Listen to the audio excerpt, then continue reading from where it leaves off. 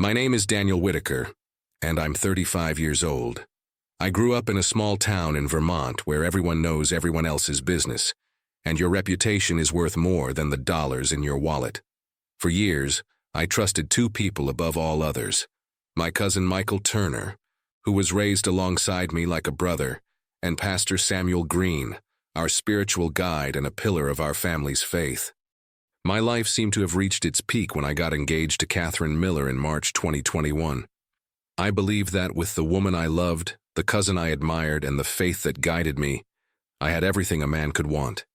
What I didn't know was that the loyalty, honesty, and faith I valued so much were nothing more than facades hiding greed and cowardice. I'm a man who seeks peace, but I have my limits. My calm demeanor would be mistaken for naivety. That was their first mistake. If you enjoy stories of cold-blooded revenge and gripping plot twists like this video, and subscribe to the channel now. There are brand new unreleased stories here every day, each one more intense than the last. My world came crashing down in early October 2021 when I discovered an unimaginable truth. Catherine was pregnant, and the child wasn't mine.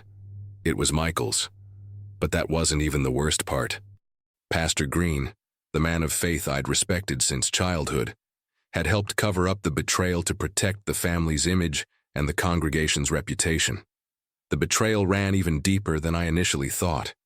Catherine hadn't just cheated on me in a moment of weakness.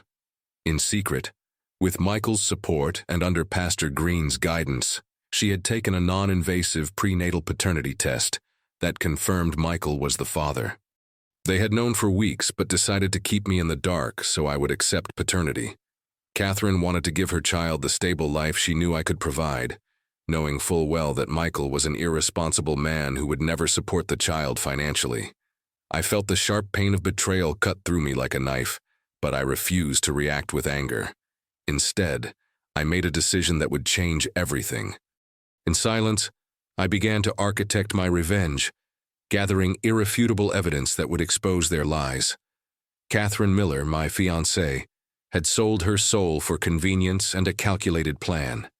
Michael Turner, my cousin, was a false brother who had used my trust to betray me in the worst possible way. And Pastor Green was a false religious leader who had betrayed his faith and his congregation's trust to hide a dirty secret that could destroy reputations. They had no excuses.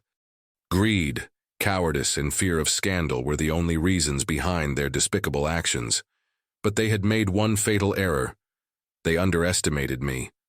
I started noticing that Michael and Catherine behaved strangely in my presence during late August and September 2021. There were awkward silences, meaningful glances they thought I didn't catch, and Pastor Green was always nearby during family gatherings, as if trying to manage a delicate situation.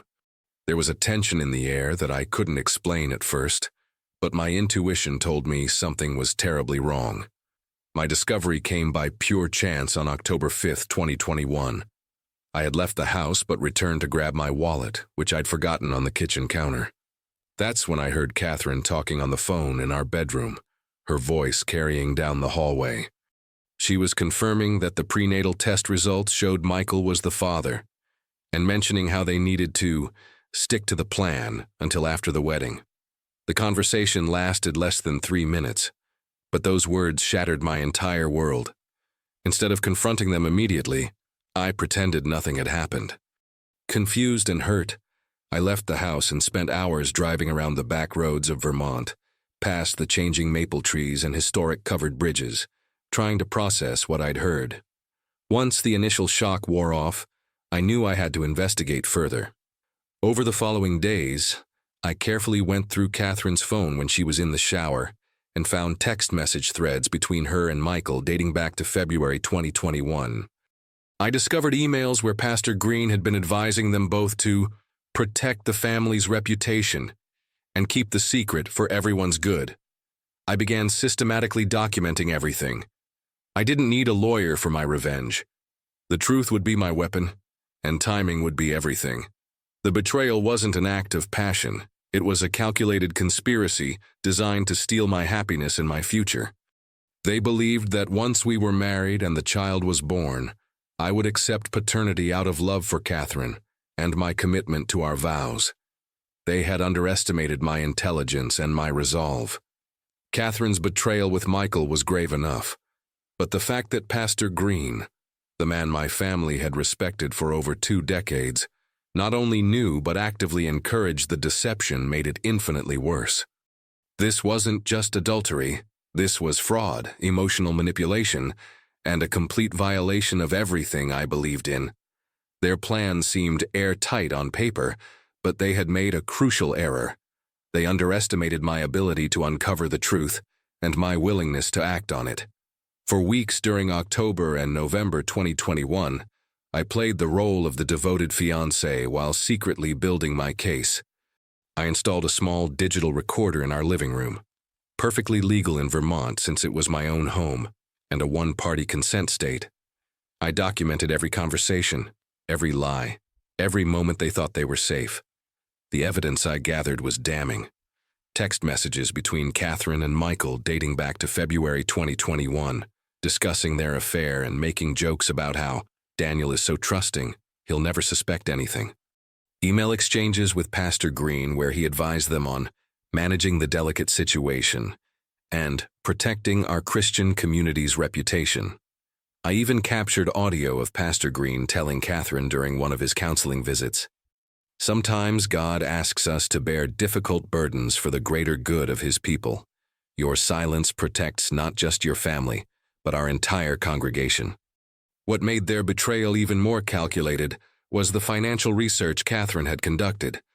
I found her browser history showing searches for my exact salary at the Vermont Department of Transportation, my Blue Cross Blue Shield of Vermont insurance coverage details, and even my credit score through unauthorized soft pulls. She knew I earned $75,000 annually as a civil engineer, enough to provide comfortably for a child.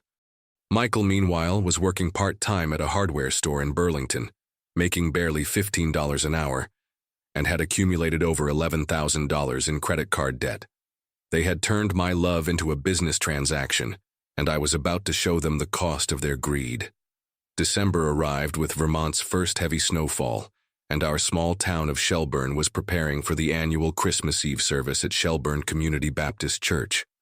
Pastor Green had announced that this year's service would be especially meaningful, a celebration of family, faith, and new beginnings. He had no idea how prophetic those words would become. I spent 3 weeks in December 2021 preparing my presentation. Using my work laptop and a portable projector I borrowed from the transportation department, I created a comprehensive slideshow that would expose everything.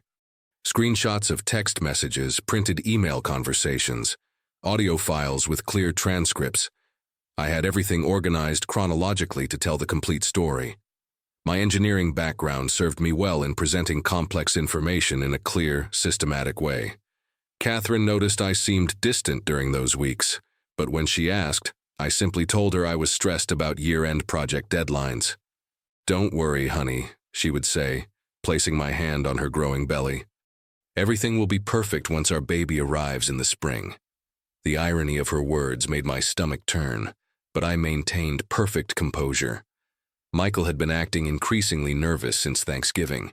He avoided direct eye contact during family gatherings and made excuses to leave early.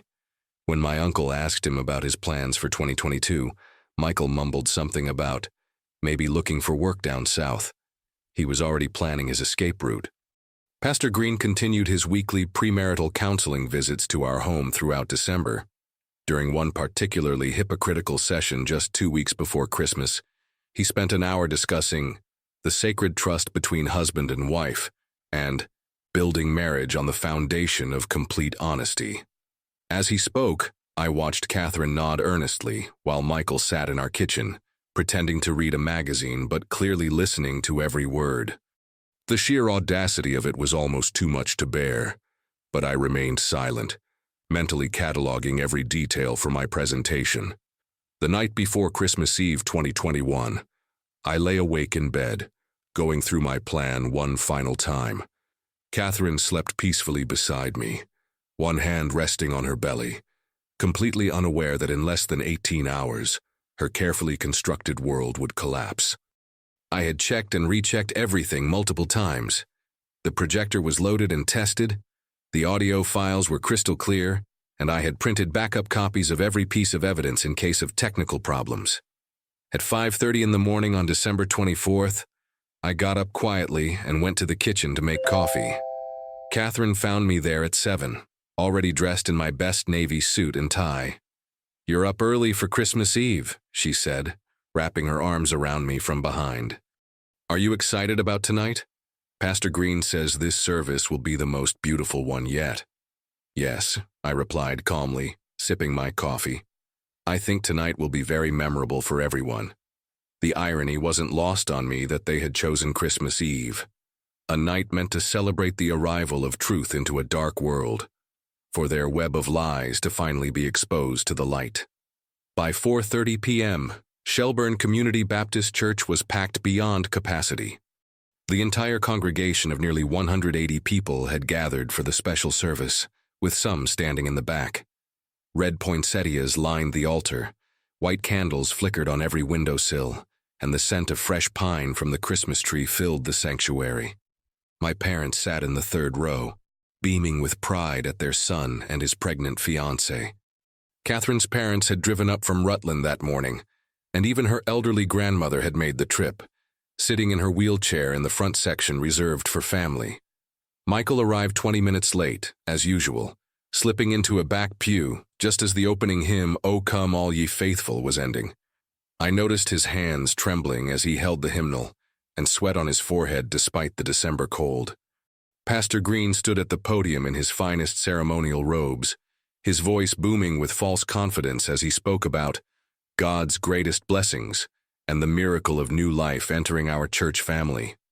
"Tonight," Pastor Green announced, gesturing broadly to the congregation, "we celebrate not just the birth of our Lord and Savior, but the new beginnings He continues to bless us with.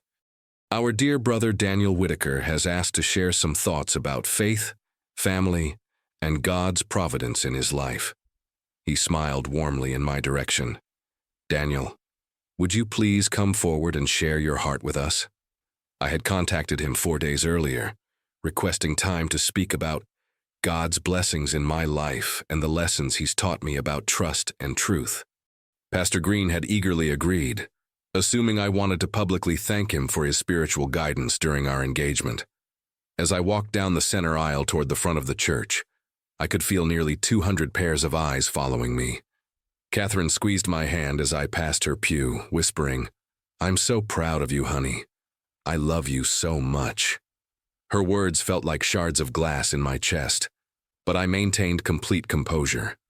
I connected my laptop to the church's projection system, the same equipment they used for displaying hymn lyrics during Sunday services. Behind me, the large screen showed a simple title slide with elegant typography. "Truth, Faith, and Family, a Personal Testament by Daniel Whitaker." "Good evening, everyone," I began, my voice steady and carrying clearly through the sanctuary. "Thank you, Pastor Green, for this opportunity to speak on such a holy night. Thank you all for being here to share in this moment. Tonight I want to tell you a story about trust, about the people we choose to love, and about the true cost of deception." I could see Catherine shifting uncomfortably in her seat, a puzzled expression beginning to form on her face. Michael had gone visibly pale and was gripping the pew in front of him. "My name is Daniel Whitaker, and for 35 years I've tried to live by the Christian values this church taught me: honesty, loyalty, and faith in both God and the people closest to me. I believed that those I loved most shared these same values." I clicked to the next slide, which displayed a family photo from Thanksgiving 2020, showing Catherine, Michael, and me with our arms around each other, all smiling. But sometimes, the people we trust most are the ones capable of the deepest betrayal. The church had fallen completely silent now. Even the small children had stopped fidgeting. I could hear the old heating system cycling on, and the soft whisper of snow against the stained glass windows. 2 months ago, I discovered that my fiancée, Catherine Miller, was pregnant. We were overjoyed, or at least I was. What I didn't know then was that the child she's carrying isn't mine. I paused, letting the words settle over the congregation like a physical weight. The father of this child is my cousin, Michael Turner, the man I've loved like a brother my entire life. A collective gasp echoed through the sanctuary, followed immediately by shocked murmurs. Catherine's face had drained of all color, and she was gripping the wooden pew in front of her so tightly her knuckles had turned white. Her mother let out a small cry of disbelief. "These aren't accusations based on suspicion," I continued, clicking to the next slide, which displayed a text message exchange between Catherine and Michael, with their names clearly visible. "These are facts, confirmed by evidence. Text messages sent just 10 days ago discussing how to maintain their secret until after our wedding in February." Michael suddenly stood up, knocking his hymnal to the floor with a loud thud. "Daniel, stop this," he said, his voice cracking with panic. "You're making a terrible mistake. Please don't do this." "Am I making a mistake, Michael?" I asked calmly, maintaining eye contact with him across the sanctuary. I clicked again, and an audio file began playing through the church's sound system. Catherine's voice filled the church, crystal clear and unmistakably hers. The prenatal test came back. "It's definitely Michael's baby. But Daniel doesn't know, and we need to stick to our plan. Once we're married, it'll be too late for him to back out even if he finds out later." The reaction was immediate and explosive. Catherine's mother screamed and fell back against her husband. My father jumped to his feet, his face flushed red with rage, shouting, "How could you do this to my son?" Several congregation members began talking loudly at once, their voices mixing with gasps of shock and angry exclamations. Someone in the back was crying loudly, but I wasn't finished. Above the chaos, I raised my voice and continued with perfect calm. "There's more you need to know. This betrayal wasn't just between two people. It was a conspiracy that involved someone you all trust with your spiritual lives." Pastor Green, who had been standing frozen beside the altar, suddenly stepped forward with his hands raised. "Daniel, please," he said, his voice strained and desperate. "This isn't the appropriate time or place for..." "For what, Pastor Green? For truth?" I clicked to the next slide, which displayed an email thread between Pastor Green and Catherine, complete with dates and timestamps. For the past 4 months, Pastor Samuel Green has not only known about this affair and deception, but he has actively participated in covering it up. The church fell silent again. But this was a different kind of silence, the terrible quiet that comes before a storm. Pastor Green's face went ashen as his own written words appeared on the screen in enlarged font. "Catherine, we must protect your family's reputation and our church's standing in the community. Daniel is a godly man who will provide well for this child. Sometimes the Lord asks us to bear difficult secrets for the greater good. Your marriage will give this child a stable Christian home, which is God's will." Pastor Green didn't just advise them to keep their secret, I continued, my voice cutting through the stunned silence like a blade. He actively helped them plan the deception. He counseled Catherine to wait until after our wedding to ensure I would be legally obligated to support a child that isn't mine. Mrs. Henderson, who had served as the church organist for 38 years, slowly stood up and pointed a shaking finger at Pastor Green. "Samuel Green," she said, her voice trembling with rage. "How could you? How could you betray this young man's trust? How could you betray all of us who put our faith in you?" Catherine was sobbing now, her hands covering her face, her whole body shaking. "Daniel, please let me explain," she started, but I cut her off. "Explain what, Catherine? Explain how you researched my salary, my insurance benefits, my credit score, all without my knowledge or consent? Explain how you calculated that I could provide a better life for Michael's child than he could?" I clicked to another slide showing her internet search history, which I had recovered from our shared home computer.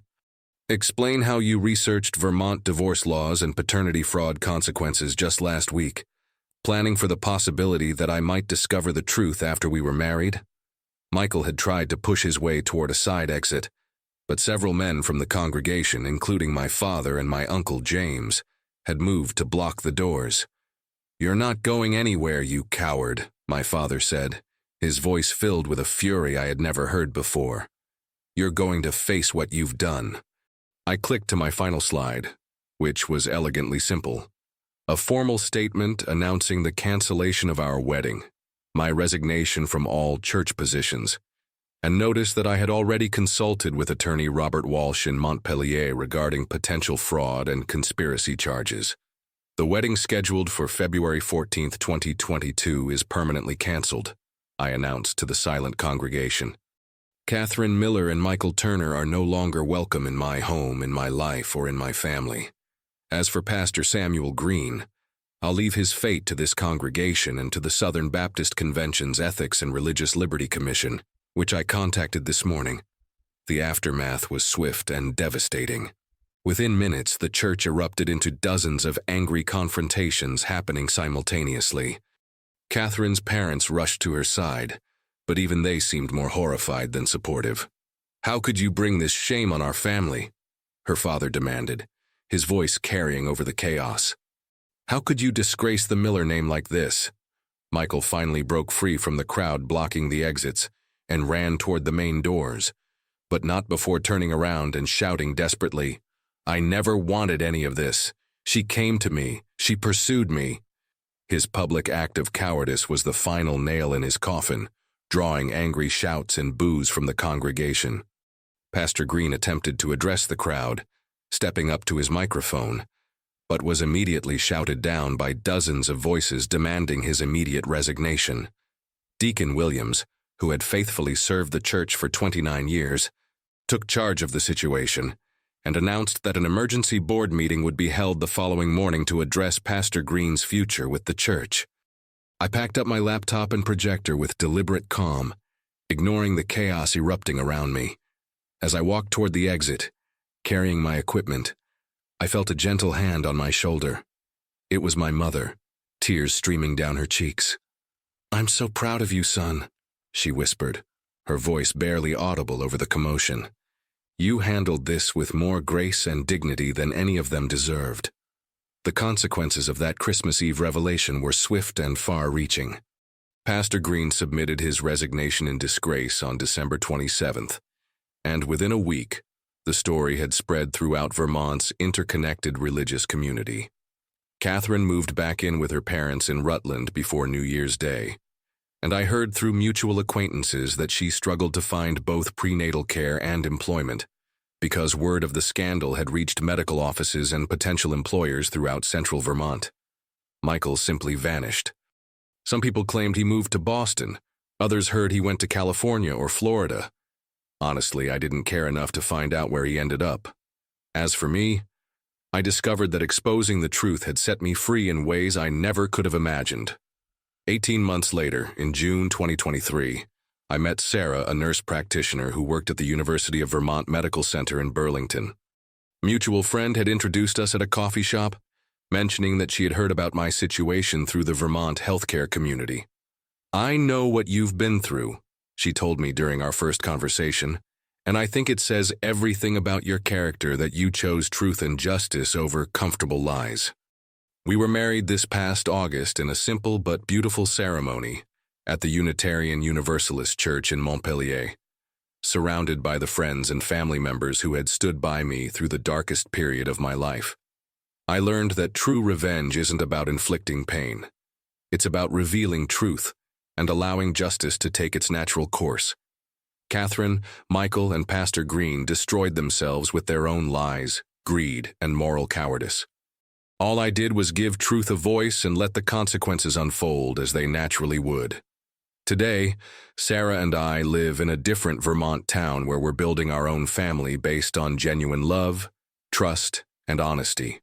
Occasionally, people recognize my name and remember the Christmas Eve scandal that rocked Shelburne's religious community, but most simply see a man who refused to be a victim and chose dignity over vengeance. The last I heard, Catherine was working as a cashier at a Shaw's supermarket in Rutland, still unmarried and raising her son alone. Michael never contacted her again, and has never provided any financial or emotional support for his child. Pastor Green relocated to Tampa, Florida, where he works at a Home Depot and attends a small church where nobody knows about his disgraceful past. Their punishment wasn't my anger or my hatred. It was simply the natural consequence of the choices they made. The truth, as they say in Vermont, has a way of rising to the surface like cream, no matter how deep you try to bury it. If you enjoyed this story of truth triumphing over deception, please like this video and leave a comment sharing your thoughts. And if you haven't already, subscribe to the channel and hit the notification bell to get alerts when new stories like this one are posted. Thanks for watching, and I'll see you in the next one.